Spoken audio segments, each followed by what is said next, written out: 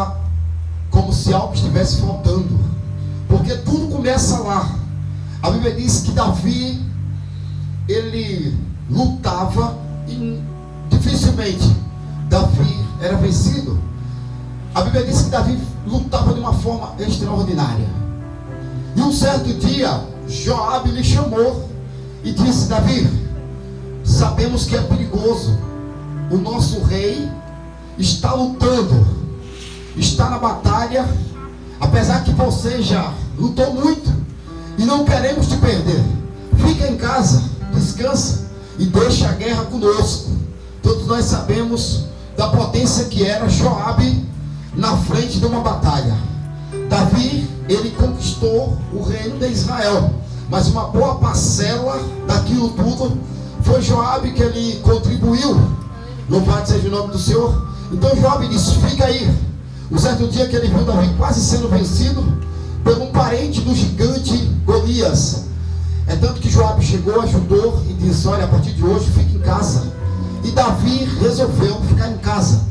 Só que Davi era um soldado, Davi era um general, Davi era um guerreiro, e tudo que ele sabia fazer era lutar. Louvado seja Deus. E quando o exército de Davi começou a sair, e Davi ficar em casa, e Davi ficar deitado, e Davi ficar descansando, o negócio começou a ficar estreito, o negócio começou a ficar difícil para Davi. E Davi, um certo dia, havia guerra entre Israel, e todos estavam na guerra, quando de repente Davi começou a andar pelo seu palácio. Davi começou a passear no palácio. Davi começou a tomar um ar no palácio, em seus corredores. Quando de repente, o que é que acontece, que toda igreja sabe? Ele consegue enxergar. Eu não sei se havia alguma brecha na sua janela, eu não sei se no corredor do palácio ele conseguia ter uma visão ampla. Eu só sei que ele enxergou uma mulher casada, que estava se banhando numa área que dava muito bem para que Davi o contemplasse. E dali Davi criou-se o desejo em seu coração. Davi foi atraído pelaquela mulher e começou a pegar informação, e de repente o inesperado aconteceu, e de repente o improvável aconteceu, já que Deus tinha separado Davi e tinha dado a Davi todas as mulheres que ele quisesse, mulher desimpedida do seu reino. É tanto que Davi e seu filho Salomão é conhecido como os homens mais mulherentos da Bíblia. Louvado seja Deus. Eles tinham o tanto de mulher que eles quisessem. Então Deus deu direito de escolha para ele, mas ele deixou criar o desejo no seu coração pela mulher do seu soldado, que foi Urias, a mulher de Urias. E de repente Davi consumou aquele ato. Não teve para onde correr. O diabo se aproveitou de uma fraqueza do homem de Deus. O diabo se aproveitou de uma brecha que Davi tinha aberto, e ele entrou. E de repente o mundo de Davi se desmoronou. A Bíblia diz que a situação ficou complicada para Davi. Tudo se complicou. Davi tentou de várias as formas consertar agora do seu jeito. Davi tentou dar seu jeito. Davi tentou dar um jeito naquela situação, mas não teve como. Por quê? Porque logo depois que Davi deitou, ou conheceu aquela mulher, ela mandou um recado para ele dizendo que estava grávida dele. Então Davi tentou esconder tudo com seu jeito, e de repente um dia veio da guerra, e Davi disse para Urias: Urias, vai para casa, deitar, descansar na tua casa, para o colo da sua esposa. Mas sabe o que aconteceu? Urias disse: não, meu senhor, como é que eu vou para casa descansar quando os meus companheiros estão na guerra sofrendo? Como é que eu vou para casa dormir no colo da minha esposa, quando na verdade o meu amigo Joabe está lá lutando na guerra contra os filisteus? Como é que eu vou descansar numa situação dessa? E Davi tentou, mas não conseguiu.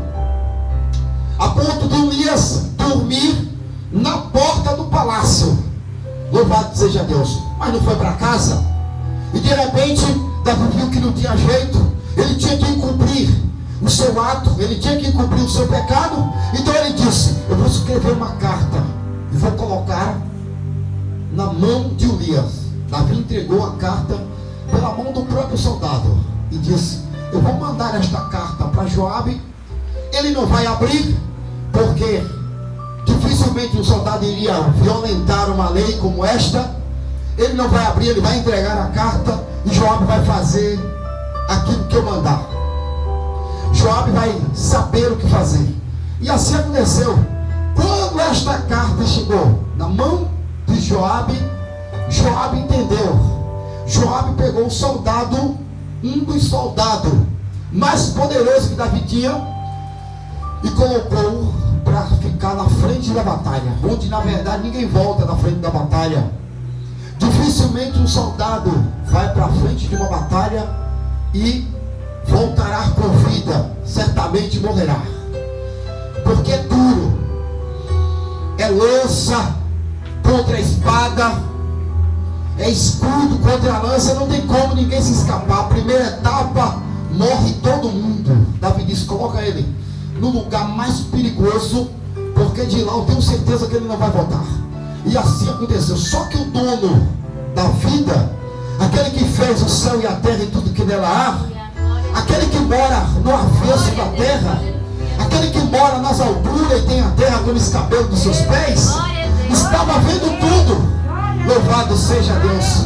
Ele tinha contemplado tudo, e ele precisava fazer algo para que aquele mal fosse eliminado do meio do seu povo. Senão a sua nação poderia cair por terra por causa daquele mal. Louvado seja Deus. Então, igreja, o que aconteceu? Tudo correu bem. Davi achou que tinha encoberto o seu pecado, e de repente, logo depois que passou o luto, ele convidou a Batseba para ser sua esposa, e de uma vez por toda encobriu o mal que ele tinha feito. Louvado seja Deus. Só que um certo dia, entra a história que a gente leu. Um certo dia, quem entra na história? O profeta Natan. O profeta Natan, um certo dia, ele faz uma visita ao rei Davi. Ele visita o rei Davi, e logo depois da sua visita, ele começa a conversar com o rei. E de repente, ele disse para o rei que um certo homem tinha uma fazenda, e tinha muitos gados e ovelha, e tudo que a terra poderia produzir. Mas um certo homem tinha só um cabrito, e era só isso que ele tinha. Só que este homem que tinha esse cabrito, ele criava esta ovelha como se fosse alguém da sua família. Ele deixava esta ovelha se assentar na sua cama, ele deixava esta ovelha estar na mesa com ele na hora do almoço. Ele fazia tudo por este cabrito. Louvado seja Deus. Era como se fosse alguém da família. De fato, era alguém da sua família. Ele já passou várias fome, ele já passou vários períodos de tribulação, mas não sacrificou o seu cabrito. Ele resolveu deixar os seus filhos com fome, mas não matou. Ora, eu já morei no interior, e já criei muita galinha. E sempre que a gente estava criando, quando era criança, faltava carne em casa, e a primeira coisa que acontecia era a nossa galinha tão querida, minha mãe matava, e nem avisava a gente. Ela matava, cozinhava, e a gente chegava com fome, e comia, e não sabia quem era que estava ali na panela. E de repente a gente começava a deduzir, porque a gente tinha visto as penas, aí enterrava, mas não tinha jeito, sempre sobrava uma pena. E ali a gente começava a deduzir que era a nossa galinha que estava na panela. E aí começava aquele choro. Agora imagine a perca deste homem, como ele não sofreu com aquela perca. Ele só tinha aquele bem precioso, e mesmo assim alguém que tinha uma frota, louvado seja Deus, e mesmo assim alguém que tinha um rebanho, veio e tomou aquela única coisa que ele tinha e o matou, e o ofereceu, e o deu para que um visitante insignificante se alimentasse, enchesse a sua pança. E ele ficou triste com aquela situação. E quando o profeta estava contando isso para Davi, louvado seja Deus, Davi começou a se enfurecer, porque ele viu o tamanho da maldade que foi feita com aquele homem que só tinha uma ovelha, com aquele homem que só tinha um boi, louvado seja Deus. E agora vem alguém que tem vários, que tem rebanhos e mais rebanho, e devora aquilo que ele tem. Então Davi disse: um homem desse precisa ser morto, um homem desse precisa ser preso, um homem desse precisa ser apedrejado, um homem desse precisa ser encurralado até que ele devolva tudo que ele tirou, se assim for possível. E quando ele estava nessa fúria, o profeta Natan olhou para dentro da sua alma e disse: este homem és tu. Foi você que tomou a única ovelha que Urias tinha. Foi você que tomou a única mulher. E além do mais, Urias, ele era um homem que respeitava, ele não se envolvia, assim eu creio, que ele não se envolvia com a poligamia da época. O homem poderia casar com mais de uma ou duas mulheres, mas ele se mantinha fiel com a sua mulher.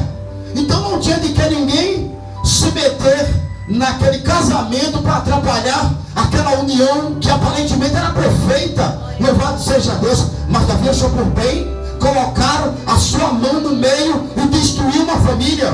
Davi achou por bem adulterar com ela e colocar o seu marido para morrer na frente de uma batalha. Davi achou por bem pregar contra Deus e ainda matar aquele homem. Louvado seja o nome do Senhor. Então foi isso que aconteceu. E quando o profeta o repreendeu e disse: este homem és tu. Você sabia que tem um momento que a gente faz tanta coisa e é como se a gente estivesse despercebido, dormindo, que a gente não consegue enxergar um palmo além do nosso nariz.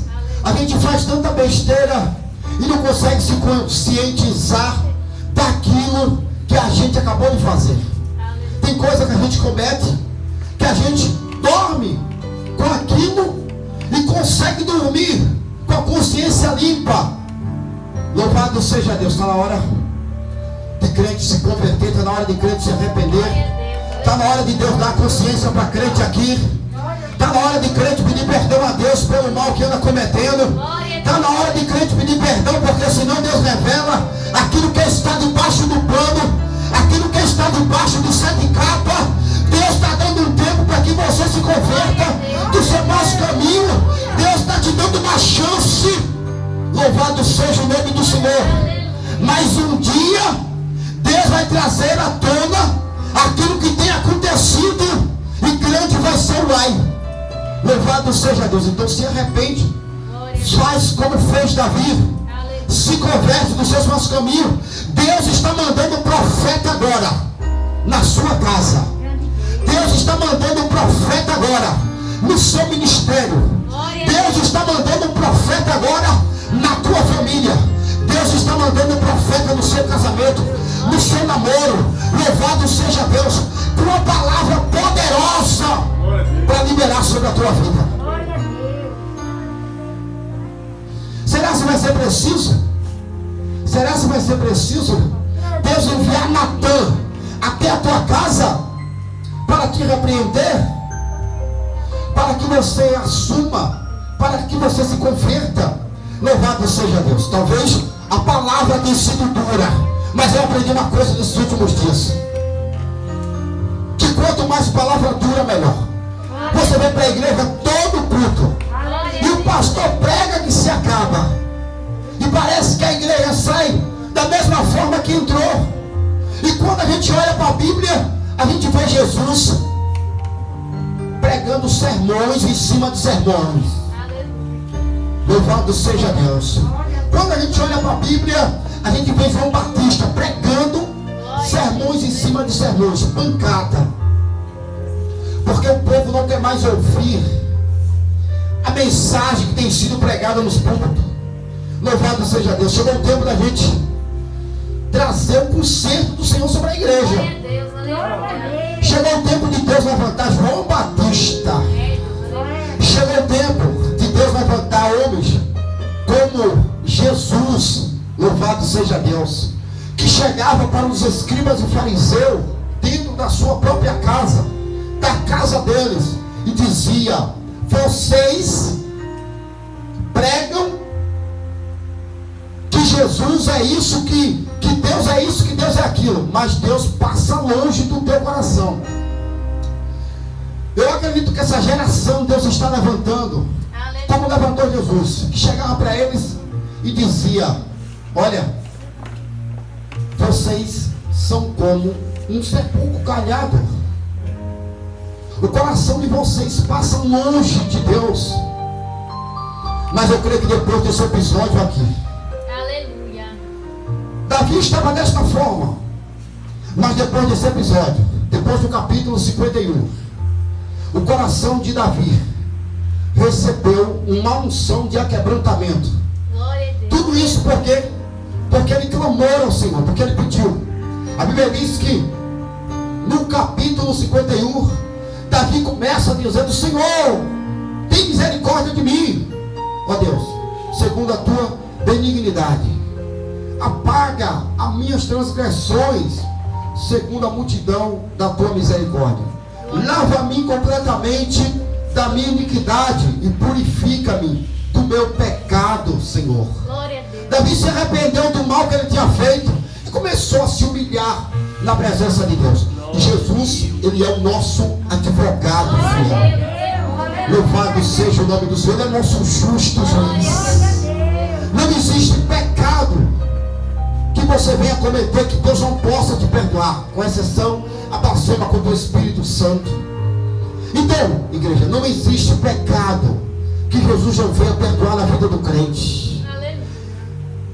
Eu não sei o que foi que você andou fazendo, eu não sei o que foi que você cometeu, mas eu acredito que a partir de hoje, eu acredito que Deus está te dando um novo coração. Amém. Aleluia. Louvado seja Deus. Glória O pessoal tem um costume de dizer: mas Davi foi o homem que mais pecou. Ele pecou pecados pesados, como da desobediência. E a Bíblia diz que desobediência é a mesma coisa de pecado de feitiçaria. Um certo dia Davi disse: Joabe, conta ao povo, eu quero saber como é que está o meu exército. Ou seja, desobedeceu a Deus, deixando de confiar na força de Deus para confiar na força do braço do seu exército. Então Deus veio e acabou 75 mil soldados logo de uma vez. E Davi, quando viu aquilo, disse: não, Senhor, não faz isso com eles. Se tem alguém errado aqui, sou eu. Então que eu caia nas tuas mãos. Porque Deus tinha dito para ele: escolhe 3 coisas: cai na mão do teu adversário ou da peste, ou cair nas minhas mãos. Aleluia. Louvado seja Deus. Davi disse o quê? Senhor, que eu caia nas tuas mãos, porque eu sei o tamanho da tua misericórdia. Glória a Deus. Porque eu sei que se eu cair na mão dos meus inimigos, eu serei humilhado, eu serei morto. Se a fome ou a peste pegar o meu exército ou o meu país, mas se eu cair nas tuas mãos, Senhor, o Senhor há de agir com misericórdia. Glória a Deus. Aleluia. Então era esse o Davi. Era desta forma que Davi agia. Louvado seja Deus. A Bíblia diz que quando Davi, ele viu que Saul, o Espírito Santo tinha se afastado de Saul por causa do pecado, de desobediência, o que foi que aconteceu? Davi tocou para que o espírito maligno saísse de Saul. E Davi já tinha experiência com esse tipo de situação. É por isso que ele diz: Senhor, não retire de mim o teu espírito. Davi viu quando o Espírito Santo, no capítulo 16 de Samuel, se não me foge a memória, 2 Samuel capítulo 16, é isso mesmo, 2 Samuel 16, 14. Davi viu quando o Espírito Santo saiu de Saul, o que aconteceu? Primeira coisa, o Espírito Santo saiu, entrou um espírito maligno. Louvado seja Deus. Davi viu que situação Saul passou.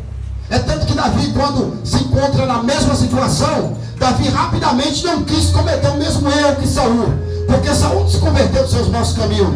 Saul permaneceu com a sua opinião formada que ele estava certo e que era isso que tinha que fazer, porque ele ia oferecer sacrifício a Deus. Davi disse: Senhor, não faça como o Senhor fez com Saul. Não retire de mim o teu espírito, Senhor. Aleluia. Cria em mim um espírito novo, Pai. Me dá um novo coração. Louvado seja Deus. Davi disse: Senhor, se for preciso, eu vou oferecer ao Senhor 1001 sacrifícios e manjares. Se eu soubesse, Pai, que o Senhor receberia, eu lhe daria sacrifício. Eu fazia holocausto para o Senhor. Apesar que Davi era um sacerdote, Davi poderia entrar no templo e oferecer sacrifício para o Senhor. Davi disse: se eu tivesse certeza que o Senhor se alegrava com sacrifício, eu ia fazer todos os sacrifícios do mundo para que o Senhor me perdoasse. Eu ia oferecer todos os holocaustos do mundo para que o Senhor me perdoasse. Mas como o Senhor não se agrada disso, como para o Senhor é melhor obedecer do que sacrificar, Senhor, perdoa o meu pecado, Pai. Perdoa, Senhor, o meu pecado.